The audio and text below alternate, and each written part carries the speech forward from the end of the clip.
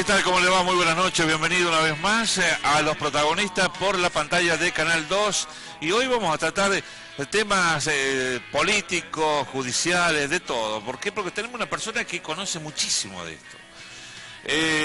Para mí uno de los mejores abogados que hay en la capital fiscal, siempre se lo he dicho. Aparte es mi amigo particular, un amigazo. Estoy hablando del doctor Juan Carlos Pagotto, que le damos las muy buenas noches. Doctor, ¿cómo anda? El Rubio lo está saludando. Hay un video donde dice que sos Rubio. No, por supuesto. Bueno, yo te agradezco los conceptos. Son propios de un amigo. Si yo soy uno de los mejores, ¿cómo serán los peores, no? Pero bueno, acá estamos. Vos preguntás que yo respondo. Perfecto, sí. No, usted sabe que en la parte política hay muchas cosas para preguntar. ¿El mal de la Argentina es la parte económica o la parte política? Esto es una vieja dicotomía que ha tomado vuelo en la última mitad del siglo pasado y que cada vez se acentúa más, de subordinar la política a la economía, cuando es al revés. La economía es parte de la política. Y la prueba está de que la economía es parte de la política, que como estamos, son procesos. En el proceso económico influyen las decisiones políticas. De acuerdo al signo político que se tiene, es la marcha de la economía o el sistema económico que se implanta en un determinado país en un determinado momento histórico. Que los políticos juegan con la escasa o nula memoria del pueblo, ¿no? Sí, es Entonces, cierto. como la gente se olvida con extrema facilidad de las cosas que pasan, y hace que existan y pervivan los vendedores de humo. Y bueno, pagamos la consecuencia de la vigencia de esos vendedores de humo. Hoy Scioli, eso de las 20 o 19, 30 más o menos, entre 19 y las 20, dijo que va a ser precandidato a presidente de la Nación. ¿Qué opinión tiene usted con eso? Bueno, le admiro la valentía a Scioli y la capacidad de perseverancia. Es decir, más allá o más acá de la pésima gobernación que hizo en Buenos Aires, que lo llevó a perder, hay otra cuestión que el pueblo argentino la percibe. Él fue siempre un títere de Cristina Fernández. Es decir, es una persona sin personalidad, valga la redundancia, y para mí es una persona que no está capacitada para ser presidente. Lógicamente tiene el derecho inalienable de todo habitante de querer ser. Pero como dice el tango, en tu esquina rea cualquier cacatúa sueña con la pinta de Carlos Gardel. Bueno, yo creo que Scioli es uno de los causantes de este desaguisado que estamos pagando ahora, porque lo que la gente tiene que entender, y esto no significa alabarlo a Macri, yo creo que Macri es un inútil, por lo menos hasta ahora es un inútil, vamos a ver después. Es una fiesta que estamos pagando de una época de lo que se llama latrocinio, que es el robo a tierra arrasada. Esto es lo que hizo el kirchnerismo. Podrá gustarle a unos o no, yo no me creo el dueño de la verdad absoluta, pero es lo que yo percibo y lo que yo me he tomado el trabajo de leer un montón de investigaciones serias, basadas en documentos y en el análisis de la historia, ¿no? Entonces, creo que uno recordando y consolidando el conocimiento que tiene de la historia actual, aún con la carga de subjetivismo que uno le agrega, tiene menos posibilidades de equivocarse.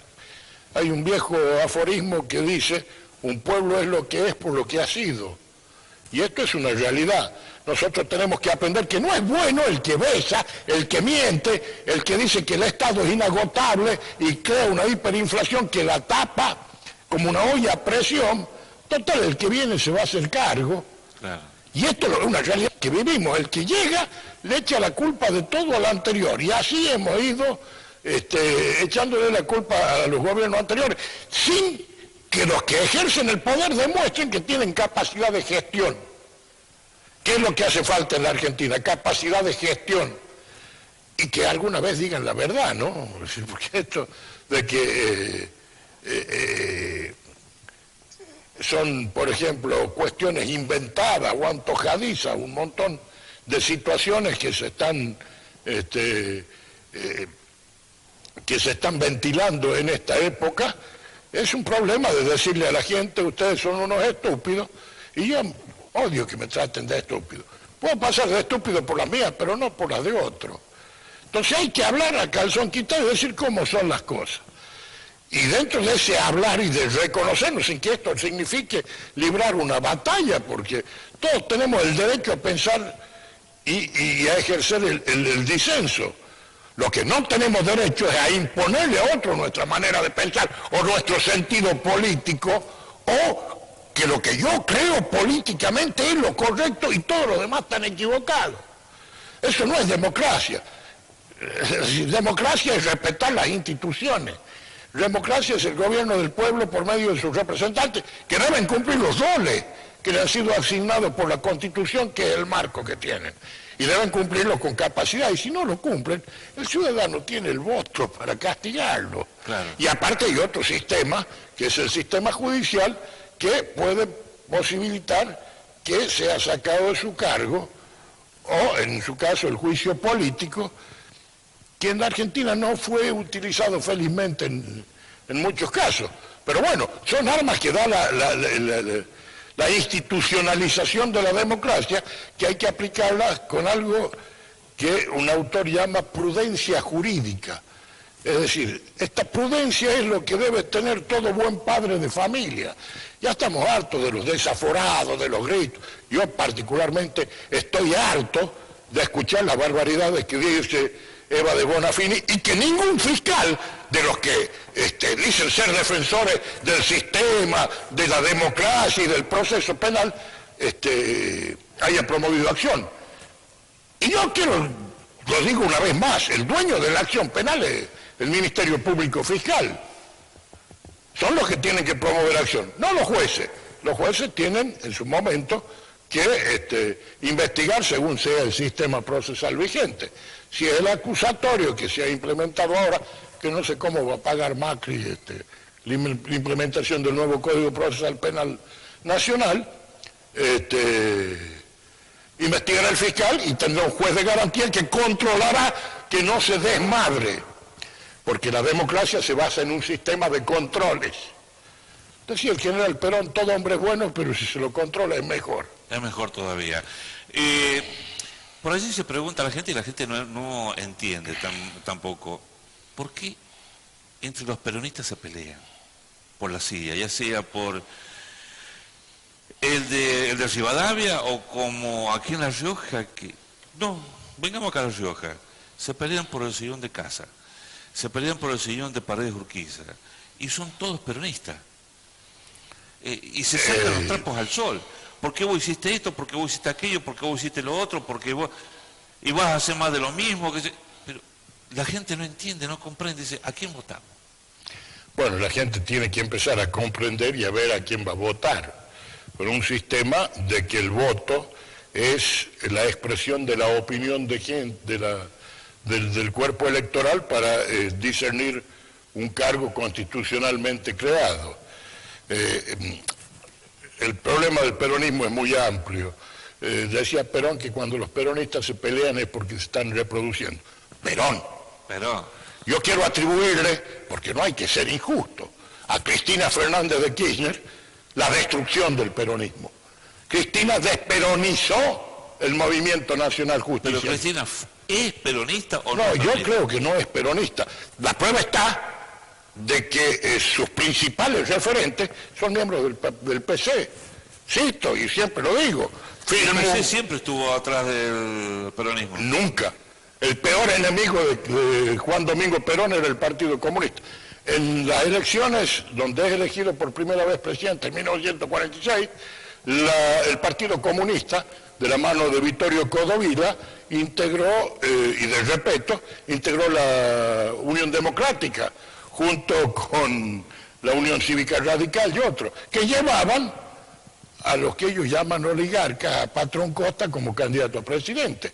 Y a partir de ahí el PC siempre tuvo una subordinación hacia el PQS, que es el Partido Comunista de la Unión Soviética, y ahora, bueno, calculo que es Raúl Castro. Pero Perón nunca, es más, en 1973, cuando se elige por amplia mayoría la fórmula Perón-Perón, Sergio Villarruel en una entrevista dice, general, hasta el comunismo votó por usted. Y Perón me dijo, yo no creo que hayan votado por mí. A los que tienen interés en saber más, pueden ver una dramatización de una entrevista del general Perón con varios empresarios, que Juan Castro creo que se llama el que lo personifica a Perón, que está basada textualmente en la versión taquigráfica de esa reunión. Se puede hallar en YouTube o en alguna de esas plataformas, donde Perón explica de que cuáles son las bases del justicialismo. Y partimos de una base. El justicialismo tiene una base de la doctrina social de la Iglesia, es católica y humanista. El marxismo es ateo, el PCE es marxista, es absolutamente ateo. Esto, Lenin decía que con la tripa del último cura iban a ahorcar el último de los generales y que la religión era el opio de los pueblos, decía Carlito Marx. Es decir, ellos tienen lo que se llama materialismo dialéctico, que es una interpretación de la doctrina hegeliana hecha por Carlos Marx y Friedrich Engels. Bueno, no tienen el valor de decir yo soy PC y yo me presento para que ustedes me voten y este es mi programa. No. Y se introdujeron dentro de los movimientos populares. Pero esto no es solamente en la Argentina, esto fue en toda Latinoamérica. Y esto no viene de ahora, viene de la época de ese ilustre prócer que ahora vamos conociendo los resultados nefastos de su zarinato, que se llamaba Joseph Stalin, alias Pepe Stalin. Yo recomiendo siempre un libro que se llama Fue Cuba, de Juan Bautista Joffre, que es un libro pesado, arduo, pero tiene una documentación incontrastable. ¿Ahí donde habla de la gallina cuando la despluma? Ese es uno de las frases que se le atribuye a Stalin, no. Habla de las invasiones de Cuba generadas en América Latina. En Argentina invadió 2 veces Cuba por vía de Marchetti, que era el segundo del Che Guevara, y que querían implantar desde Salta para abajo lo que es la guerrilla rural, que fracasó obviamente, y que fue durante la presidencia de Frondizi y durante la presidencia de Arturo Humberto Illia, que por supuesto gobiernos pusilánimes dejaron pasar esa agresión. Y después su complemento, el Soviet caribeño, que está escrito por el hijo de un dirigente castrista de Cuba, y tiene el prólogo de mi amigo el Tata Joffre. Hay que leerlo. La documentación que tiene ahí ha sido sacada de Rusia, de Checoslovaquia, de todos lados, donde ya marca el mandato de Stalin para hacer los frentes populares, que son, por eso Perón nunca hizo un frente con el Partido Comunista, sí con los socialistas populares, sí con los conservadores populares, con un montón de otros partidos, pero nunca con el Partido Comunista, ni con los partidos de extracción troquista. A tal punto que la gente debe recordar, y el que no recuerda puede consultar, tiene hoy día un montón de posibilidades de conocer. Perón quería en su última presidencia que el vicepresidente sea Ricardo Balbín. Y si a alguien le queda duda, puede ver el discurso de despedida que hace Ricardo Balbín ante el féretro de Perón. Este viejo enemigo que hoy viene a despedir un amigo. Sí. Y habla de las viejas luchas que tanto le costaron a este país. Y fíjate, ¿no? Yo creo que el gran error del gorilaje argentino fue bajarlo a Frondizi, ¿no? Frondizi creo que fue un estadista brillante, pero en política exterior fue muy pusilánime, tuvo entrevistas cuando todo el mundo estaba y sabía lo que estaba haciendo el régimen castrista, de reunirse en un secreto a voces con el Che Guevara, que había entrado con la cabeza afeitada. Bueno, en Fue Cuba tiene toda la documentación que utilizó y cómo se conseguía. Esto es parte de la historia que alguna vez tenemos que hablar, porque uno habla de esto y dice, un presidente honesto. Y yo le digo, asumió con el 22%, menos del 22% de los votos, con el pueblo peronista proscripto. Es decir, no se puede hablar de honestidad política cuando uno está permitiendo la proscripción de la mayoría del pueblo argentino. Ahora, ¿cómo se entiende, Juan Carlos, o cómo se lee, o cómo se interpreta esto de que a Cristina, cuando estuvo en sus 8 años, porque son 8 años de gobierno, 4 del esposo y 8 de ellas, son 12 del kirchnerismo, y la gente, uno la escucha, yo tengo amigos, que me he enojado con algunos amigos, ellos se han enojado conmigo por la forma de pensar, o sea, yo no soy ni de Perón, ni radical, ni de la izquierda, ni de la derecha, ni del centro, no. Yo soy argentino y lucho por mi país y quiero que mi país salga adelante. Y no entienden, o yo no entiendo, cuando dicen, en la época de Cristina mi heladera estaba llena, dicen, en la época de Macri no la tengo llena, dice. Este prometió esto y estamos mal, pero en la época de Cristina, en los 12 años de los Cádiz, hemos estado re bien. Dice, la heladera llena, íbamos al Mundial de Fútbol, y fuimos a la Copa América, nos íbamos a Miami, nos íbamos, no sé, a cualquier parte del mundo. Bueno, eso es una expresión relativa. Primero, eso de que estuvimos bien, no.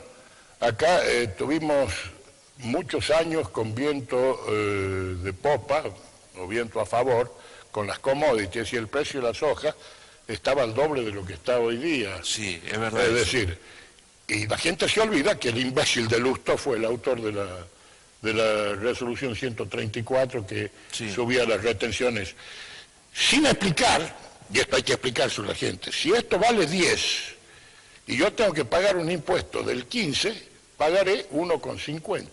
Si esto vale 50 y tengo que pagar un impuesto del 15, pagaré 15 pesos.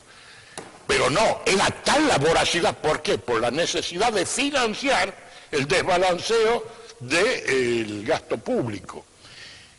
Y una de las peores consecuencias que trajo, y que lo estamos viviendo, lamentablemente, Macri, entre que es un inútil y está rodeado de inútiles, no se publicitan bien. Por ejemplo, y esto nosotros lo vivimos, acá hay ciudadanos bolivianos que tienen asignaciones familiares, jubilaciones, paraguayos ni hablemos, en Formosa, Misiones, toda esa zona, chilenos, bueno, Pinochet tenía desocupación cero porque nos tiró los desocupados a nosotros. Entonces, cada vez son menos los que pagan impuestos y más los que reciben un cheque del Estado. Porque le han hecho creer a la gente que el Estado es un cuerno de la abundancia donde uno puede meter la mano, sacar y repartir sin necesidad de volverlo a llenar. Entonces yo escucho, por ejemplo, la descerebrada de la Victoria Donda que dice que no se puede quitar esto, no se puede quitar otro. No, yo creo que debe hacerse un uso racional. Uno debe repartir lo que tiene, no lo que no tiene. Y le pongo un ejemplo. Cuando asume Macri había 15, 20 barcos gasificadores. ¿Por qué? Porque nosotros, que somos un país gasífero, hemos dejado de producir gas. Porque esa plata se la repartía para mantenerse en una perpetuidad política que había pensado Néstor Kirchner, y como dice mi amigo Jorge Así, tuvo el desatino de morirse. Hay un libro de Seferino Reato que se llama Salvo que me muera antes, que desmistifica el tema de la muerte de Kirchner, de que lo han matado. No, verdaderamente, de acuerdo a las pruebas que hay en ese libro, documentación indubitable, murió de muerte natural. Sí. Pero él había programado, y se llama Salvo que me muera antes, era que después de los 8 años de Cristina volvía él. Ahora, ¿qué hacíamos? Para que el señor de guía, para que el impresentable de Quebracho y varios otros hagan negocios con Irán, le comprábamos gas a Irán y hemos tenido una dependencia energética. Y un país como el nuestro no puede depender energéticamente de un país periférico como Irán. A uno les parecerá espectacular el régimen de Irán, porque no se han ido a vivir allá, no lo conocen en profundidad. Pero aparte Irán está probado que produjo actos de guerra en el territorio argentino. La embajada de Israel y la AMIA son de ahí. Ahora, uno puede tener simpatía o no, ser prosemita o antisemita, pero eso no implica que en el territorio argentino hubo un acto de guerra. Y ese acto de guerra, el que lo provoca, es un enemigo. Y esto lo contempla la Constitución, no estoy diciendo nada que no esté contemplado en la Constitución Nacional. Ahora, que haya tipos que aplaudan eso, diciendo que son patriotas, me parece que tenemos que revisar el concepto moral de patriotismo. Claro.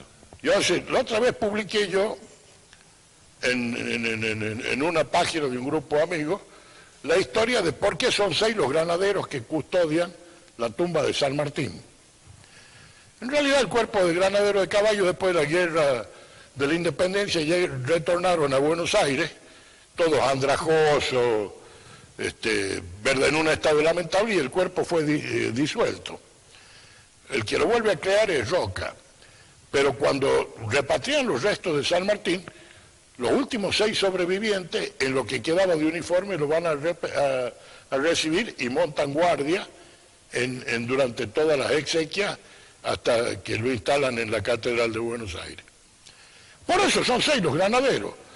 Me contestó una amiga diciendo que ella no estaba de acuerdo con la política de Roca. Yo puedo estar o no de acuerdo con la política de Roca. Claro. Gracias a Roca, la Patagonia no es chilena. Vamos a partir de esa base. Uno puede estar de acuerdo o no como actuó, pero... ¿Y qué tiene que ver San Martín? San Martín fue un genio militar. Ahora se discute si era hijo de una india, ¿no? De donde haya sido. Venga de donde haya venido genéticamente, ha sido un genio. Es más, sus batallas son objeto de estudio en todas las academias militares del mundo. Ahora, como está en duda poner todo lo que no sea proclive a la simpatía de un sector ideológico de la sociedad, es malo. No, en Francia todavía hay napoleonistas y antinapoleonistas, pero sí. Napoleón tiene en Plaza Vendôme su monumento. ¿Y quién va a negar que gracias a Napoleón la Revolución Francesa se irradió en toda Europa? Y fíjense, terminó convirtiéndose en emperador. El derecho civil de los romanos fue codificado brillantemente en lo que se llama Código Napoleónico, que hasta el día de hoy es lo que marca todos los códigos del mundo occidental. Y el único país que tiene ese tipo de derecho civil tributario del Código Napoleónico y del derecho romano es Alemania. A lo cual van todos a abrevar ahí en Alemania, sobre todo en derecho penal. Y malinterpretan algunos autores alemanes para echar agua ideológicamente para su colecto. Es increíble lo que es la política y la forma que se interpreta y cómo engañan a la gente muchas veces, ¿no? Yo no sé si Peter tendrá ya lo que es la parte del video que esta mañana, 7 de la mañana, salió en las redes sociales, no sé si lo vio Juan Carlos Pagotto, el tema del video de la señora, donde la señora Cristina, donde habla de su hija, la enfermedad que tiene, que es una enfermedad linfática, o sea, mal llamada pata de elefante, como le dicen por allí algunos médicos en la jerga común, pero es una hinchazón en las piernas y se llama linfodema. ¿Lo tenemos, querido amigo? A ver si lo... Perfecto, vamos a ver si lo... Estás escuchando esto porque, una vez más, en Comodoro Pi, no solo se violan los derechos de los ciudadanos y las ciudadanas, que somos opositores al gobierno de Mauricio Macri, sino que también se violan todos los derechos de nuestros hijos y de nuestras hijas. Hemos presentado un certificado médico sobre el estado de salud de Florencia en los tribunales. En los mismos tribunales a los que ella, mi hija, concurrió cada vez que fue citada. Mi hija, Florencia, producto de la persecución feroz a la que fue sometida, empezó hace ya un tiempo a tener severos problemas de salud. El brutal estrés que sufrió devastó su cuerpo y su salud. Es que es muy terrible para una joven que la acusan de haber ingresado a una asociación ilícita el mismo día que murió su padre, sí, el 27 de octubre del 2010. Ese día la acusan de haber ingresado a una asociación ilícita por una situación que ni ella ni ninguna persona, creo, que pierde a un padre elige. Los hijos se convierten en herederos forzosos de su padre por la ley, no porque quieran serlo. El 5 de diciembre del año pasado, Flor fue invitada al Festival de Cine de La Habana para la presentación de la película El Camino de Santiago, sobre la trágica muerte de Santiago Maldonado. Flor, que estudió cine, que le encanta el cine, que es una apasionada de lo que hace, fue co-guionista de este documental que obtuvo un premio en ese festival. Y decidió hacer una consulta médica ya por el prestigio internacional que tiene el sistema de salud cubano, que como todos saben es de altísima calidad. Allí la revisaron y le indicaron que debía comenzar un tratamiento.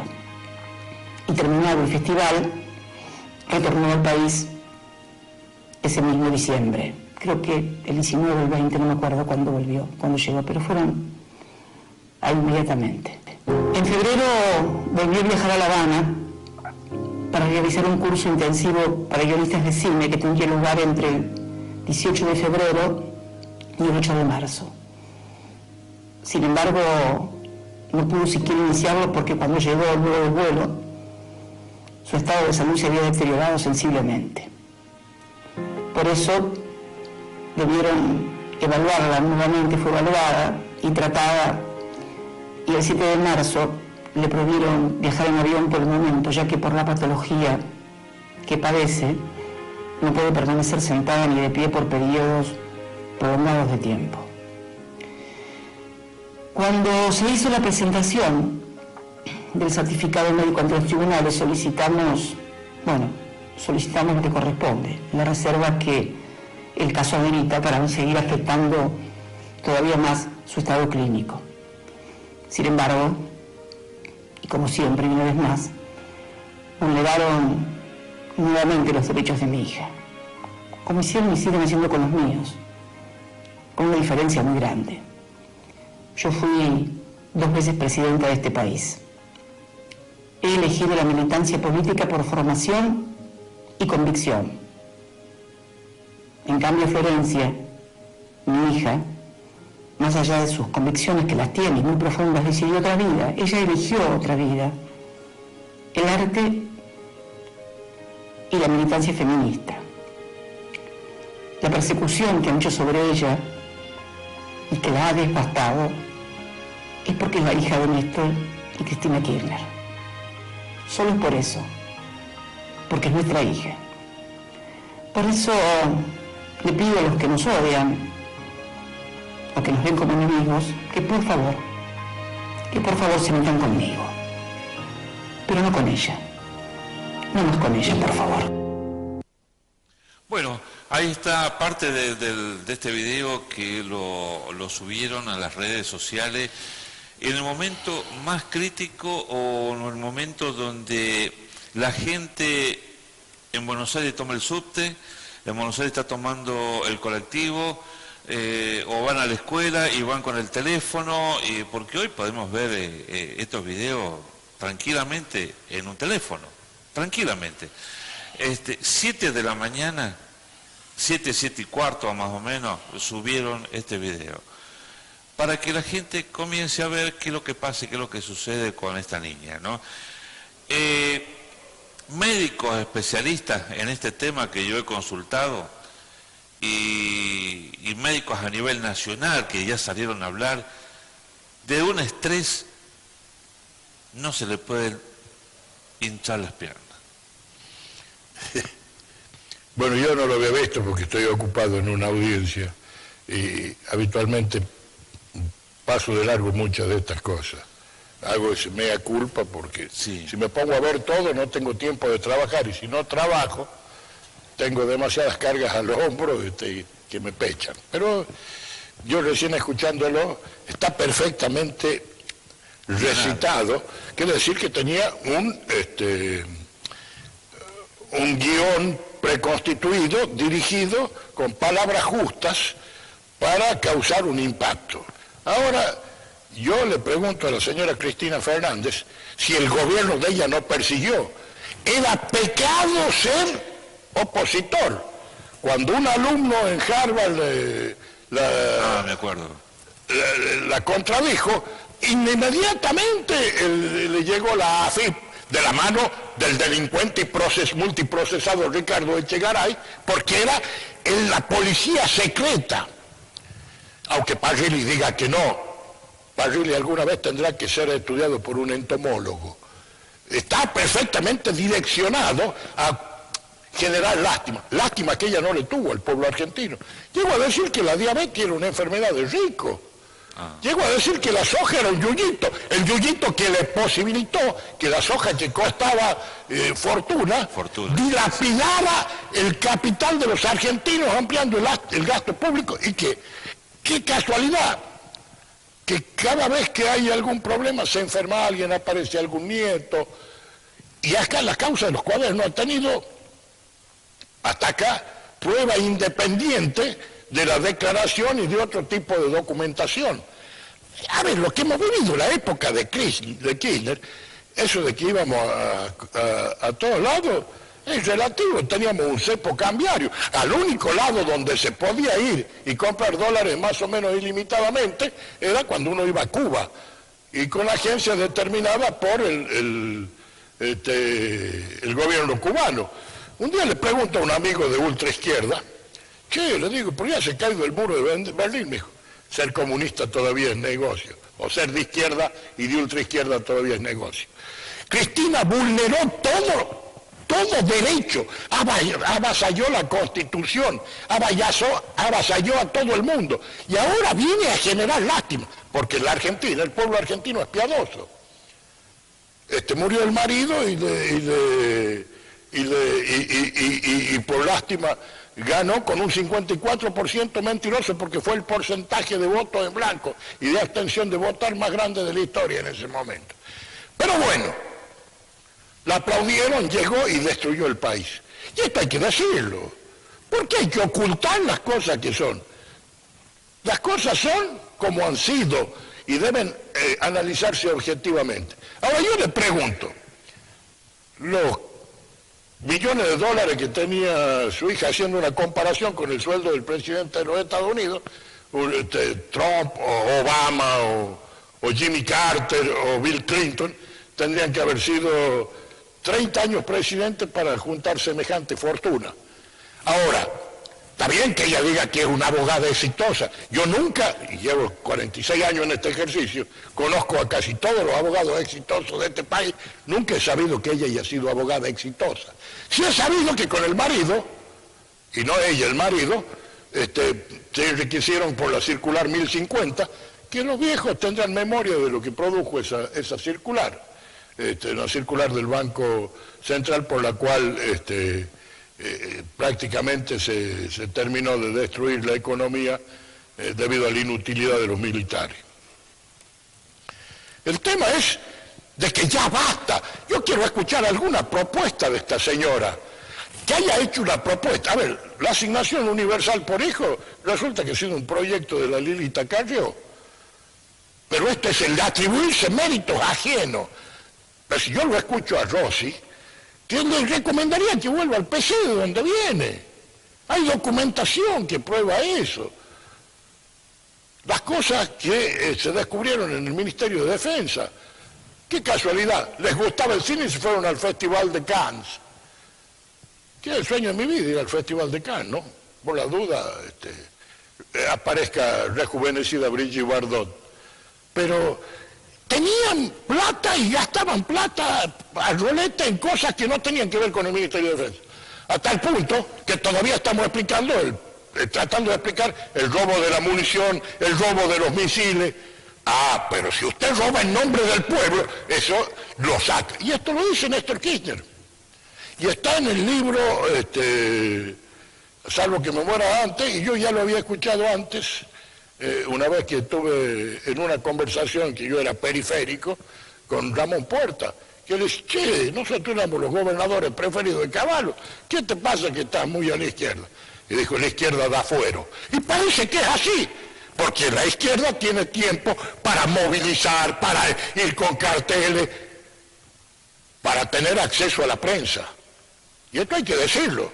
Acá hay prensa que es funcional a esa época de violencia que fue instituida por la guerrilla y terminada por los militares en una pelea de banda que tuvo al pueblo como único damnificado, sí, que fue la década del 70 y parte de los 80. Yo no escuché a ningún periodista hablar de los actos sangrientos y de los ataques que hizo el Ejército Revolucionario del Pueblo, que no sé quién lo eligió como Ejército del Pueblo, ¿no? El ataque a Montechingolo, el ataque a Azul.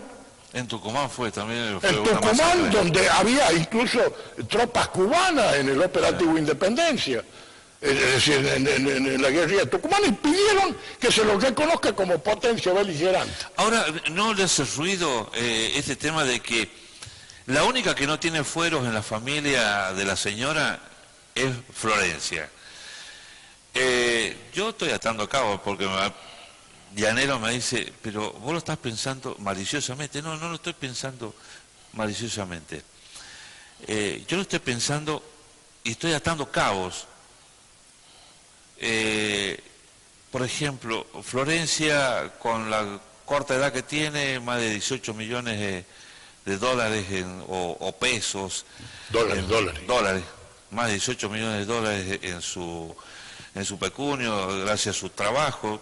Por allí dijeron que estaba vendiendo cosas, no sé, artículos para la mujer, algo así por el estilo.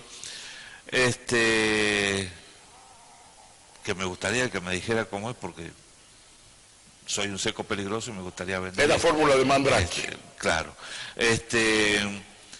Ahora, yo atando cabo, la única persona que no tiene fueros, que se vaya a Cuba, el único país donde, o sea, uno de los tantos países que tenemos en el mundo donde no está con la ley de extradición, o sea, a la persona. Y que se vaya a las 4 de la mañana la señora y que a las 7 de la mañana explote este video en todas las redes sociales. ¿No te hace ruido, Juan Carlos? Sí, yo soy viejo político, yo conozco cómo son las fórmulas, yo trato de... Esto parte... A ver, voy a tratar de ser lo más breve posible. ¿Esta niña iba a caer presa? En 1919, Lenin dijo que en ese momento el cine era el medio de penetración ideológica más eficiente que había y que los únicos que lo utilizaban muy bien eran los yanquis. Entonces él crea lo que se llama el experimento del cine-tren, que monta estudios en cine y va filmando propaganda política en los pueblos e introduciendo la doctrina bolchevique. Todo el mundo le echa la culpa de las perversiones propagandísticas a Goebbels. Goebbels no hace más que tomar las enseñanzas de la madre Rusia, ¿no? Los rusos a su país le llaman la madre Rusia. Y por supuesto que con otros medios, otro poder económico, lo lleva a un nivel más arriba. Hay un libro que yo siempre recomiendo leer, se llama La manipulación de Candy Jones, que son sobre los experimentos de propaganda subliminal efectuados por la CIA, y esto se aplica en la propaganda política. Hay demasiados libros. El libro ese de Durán Barba, es impagable. Yo recomiendo que lo lean, ¿no? Porque verdaderamente marca cuáles son las pautas. Yo tenía un viejo profesor que me decía, venden los candidatos como una marca de dentífrico.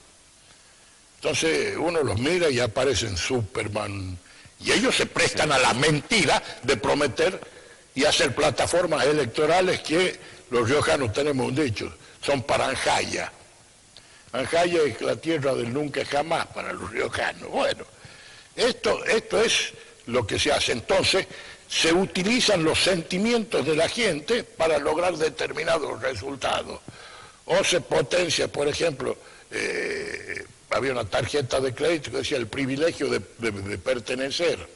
Sí. Entonces, todo el mundo trataba de tener esa tarjeta de crédito. Se llama creación de cliché. Y quiero decirle, para que si hay alguno que crea que esto es una cuestión de derecha, no. Los que realizaron los estudios de este tipo de cliché o de estereotipo y de programas de inserción en la mente de la gente, fueron los neomarxistas, comandados por Theodor Weizsäcker Adorno. Tiene un opúsculo que es imprescindible, que se llama Televisión y Cultura de Masa, que se aplica a todos los medios de prensa. Lo que pasa es que hoy la televisión es el invitado permanente en los hogares y está acompañando, informando. Yo no la veo por razones de higiene moral. Me importa tres rábanos lo que le pase a algunos sectores en Buenos Aires que tienen un bache en la calle, que los motochorros, si nosotros tenemos ese mismo problema acá, tenemos. Y tenemos gente con enfermedades peores que Florencia Kirchner, sometida a proceso y no se van a Cuba. Es decir, hoy viajar implica tener un resto económico, que según ella es una, o dijo, qué sé yo, creo que Carlottejo está pobre. Bueno, alguna vez se tiene que investigar. Yo, por ejemplo, tengo entendido que en una de las causas llegó un informe del ANSES sobre las jubilaciones o las pensiones que le están pagando a la gente que estuvo detenida en la época del proceso. Militar, sí. Que estaban por violación de una ley, que era la Ley de Seguridad del Estado, votada por la unanimidad del Congreso.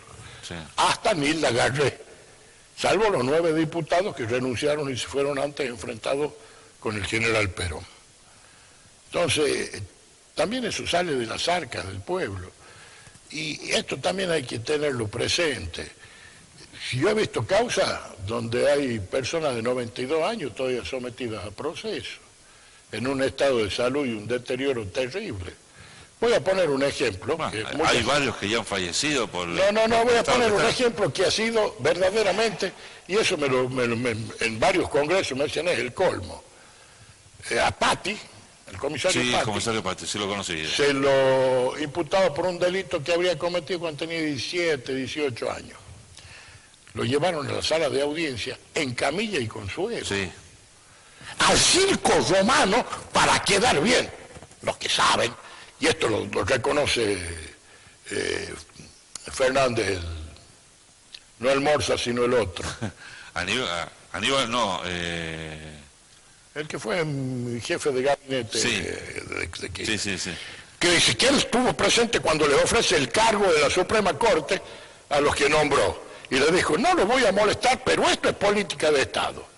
Y puso derechos humanos, esto. Que quiero repetir, los derechos humanos son para todos, no son para un sector ideológico. Son para todos los habitantes.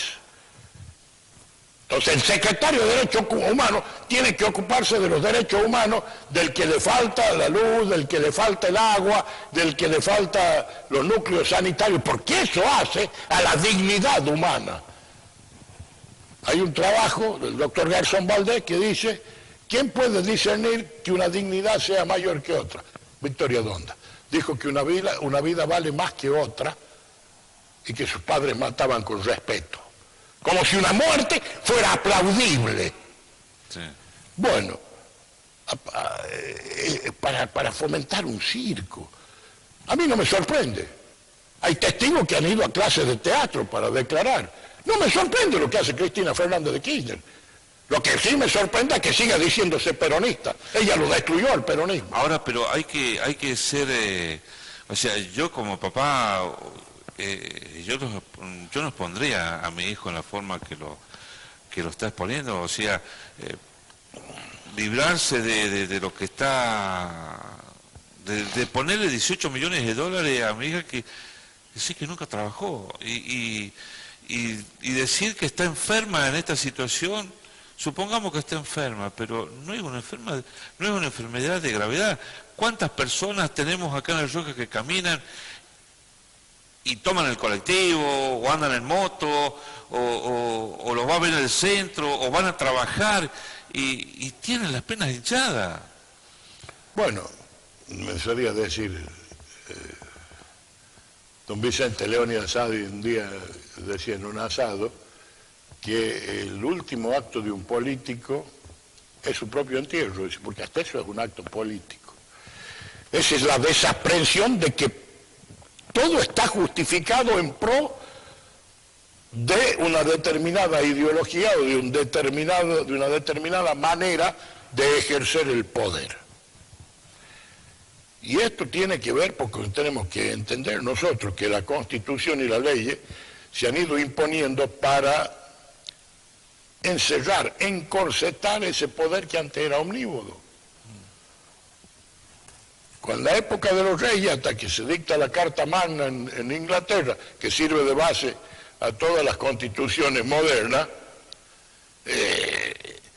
se pone un coto al poder ilimitado del costo.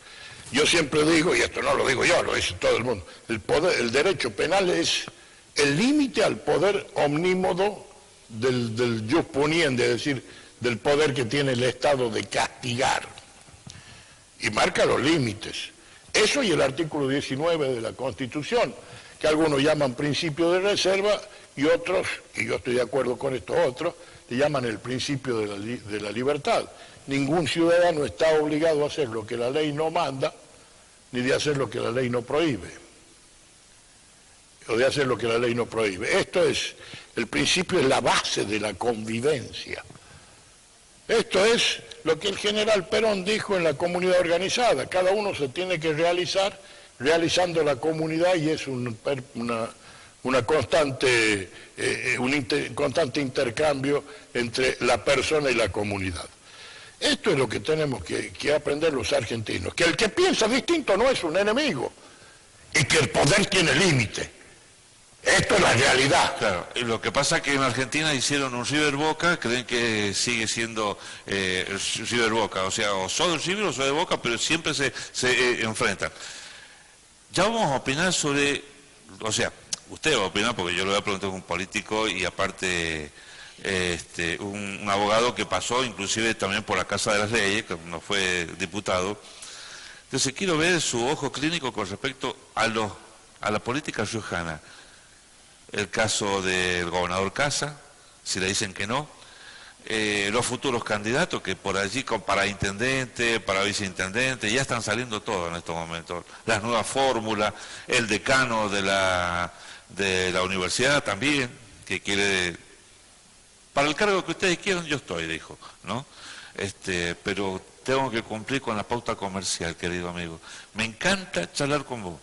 Me encanta charlar con vos. Y bueno, escuchemos la pauta. Escuchemos la pauta comercial, cumplimos con nuestros anunciantes y ya volvemos para el final. Fíjese, me pasé todo, porque me encanta hablar con él.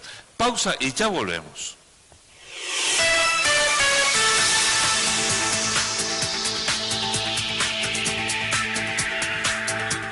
Bien, volvemos nuevamente ya casi en la recta final, nos quedan 8 minutos más o menos, 8 o 9 minutos aproximadamente, y queremos que con su ojo crítico y como conociéndolo a Juan Carlos Pagotto de lo que habla, y cuando habla con...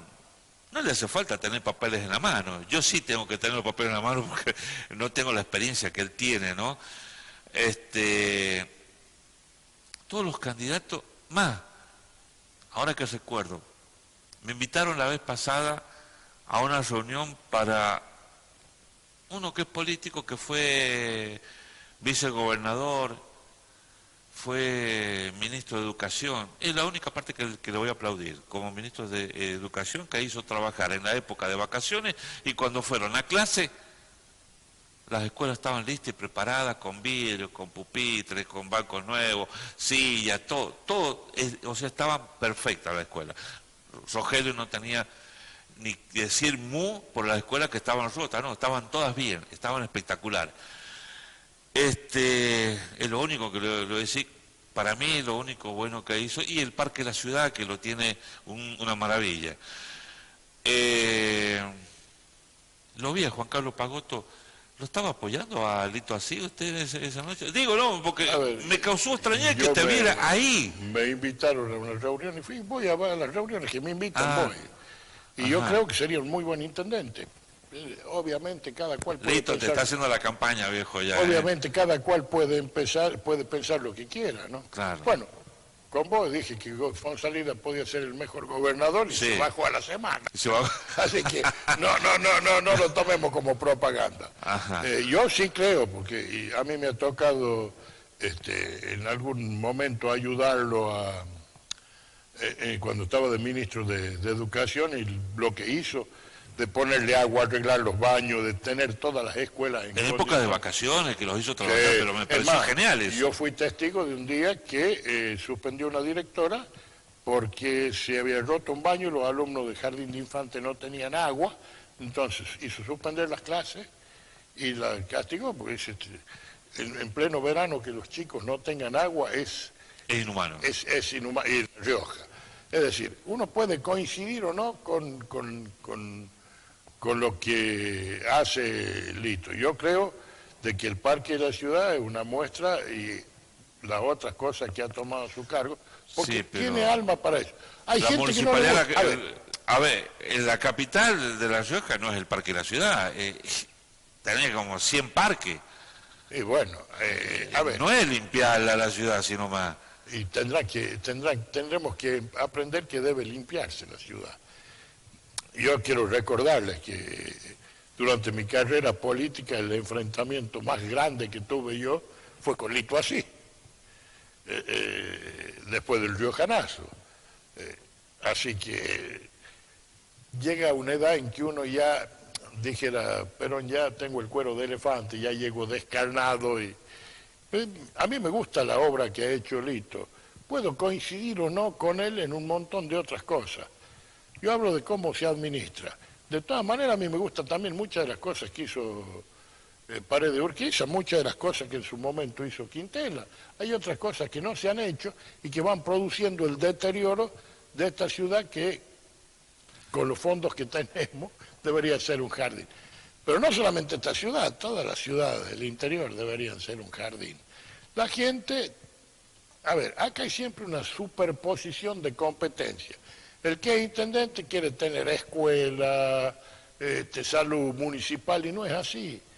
Se dispersan los esfuerzos, entonces tienen que respetarse las competencias.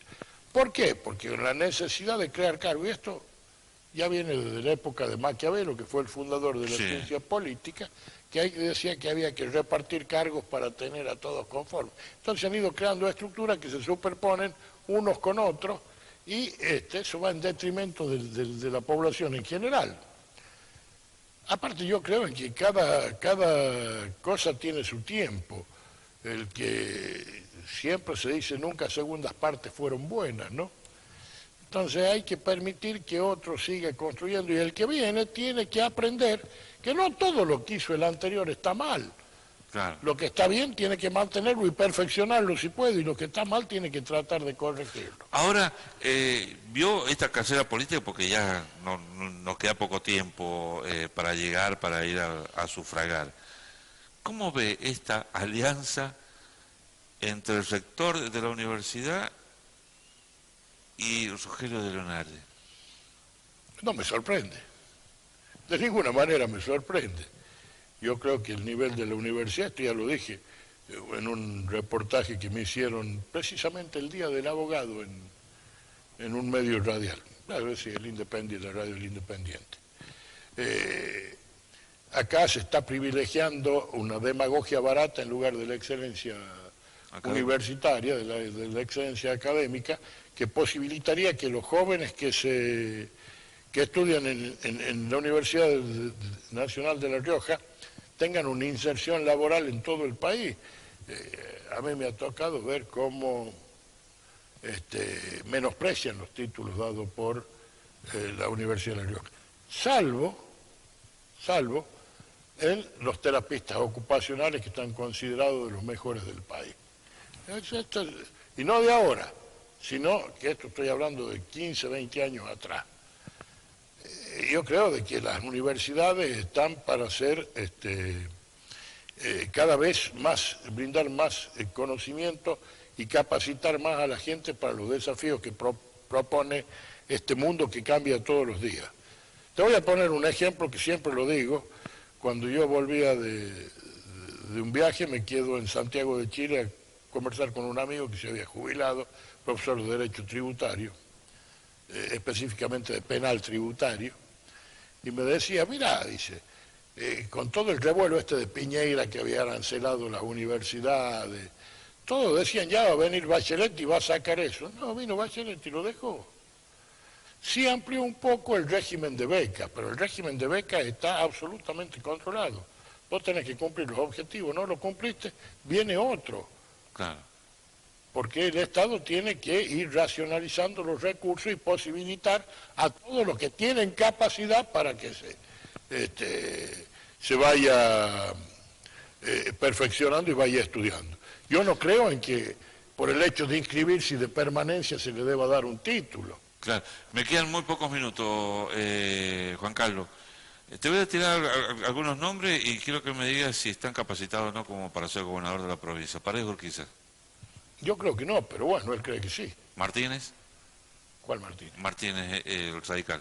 Radical, Julio no Martínez. sé si... Yo lo quiero mucho, yo lo quiero mucho, más allá. El padre era muy amigo mío, éramos de la misma barra. De esa barra quedamos vivos dos personas nomás. Yo por razones cronológicas y otro de supervivencia.